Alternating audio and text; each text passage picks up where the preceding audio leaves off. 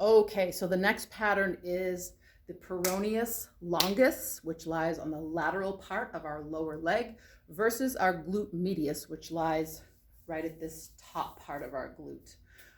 So there's a couple ways that we can go about dealing with the peroneals. We can use a band and we can stretch it, or we can roll it. So I'm going to show you two options. I'll be right back. So some people have difficulty stretching it. So I'm going to show you what to do with this second if you don't feel the stretch with the band. Okay, so in this case, we're working with our right foot. So we know that the action of the peroneals is to dorsiflex and evert the foot, right? So dorsiflexion, ankle up, toes towards my shin, and then eversion means that this side of my foot is going towards this way, okay? So that is the action, right? So I want to do the opposite of that. So to stretch peroneals, we want to plant our flex, and then we want to invert, okay? So we want to go the opposite. See? Eversion, inversion. So we're plantar flexing, toes to the gas pedal, eversion. And you should feel a stretch here, okay? You can do this seated, or sometimes it's actually better if you do it like this. Like I feel it more when I'm laying like this because I can create the tension on the band that's required to really stretch those muscles. Some people find that this isn't enough or it might be too much. So you kind of have to gauge what it is.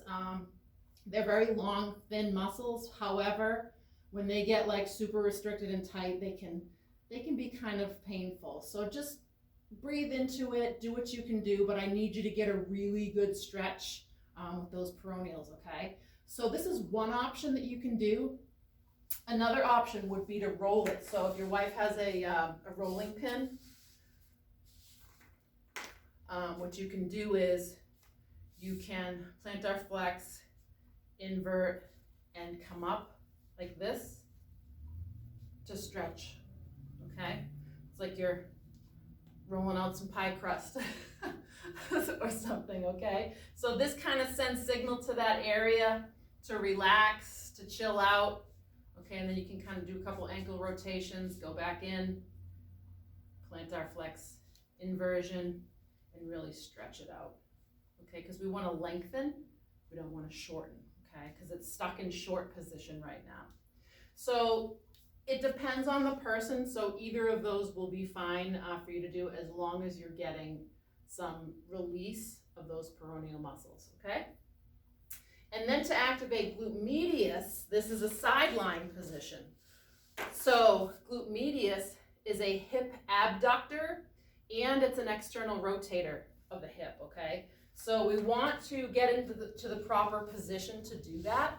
So the underside leg can be bent, and we're going to take the top leg and we're going to keep it even with that bottom leg. So we don't want to be out here, we don't want to be back here, we want to be even.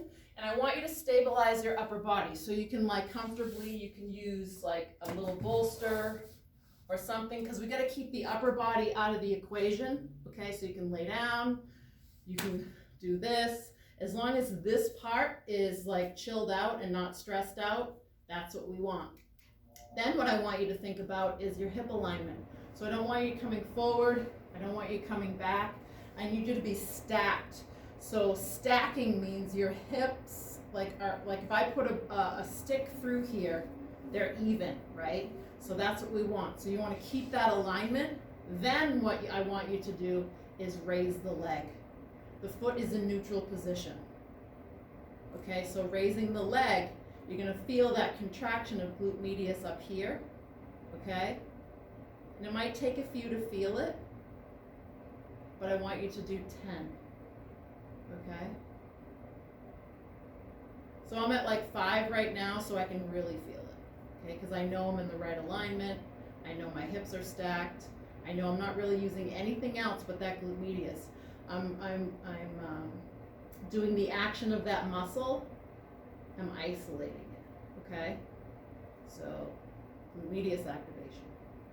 There you go. Thank you so much.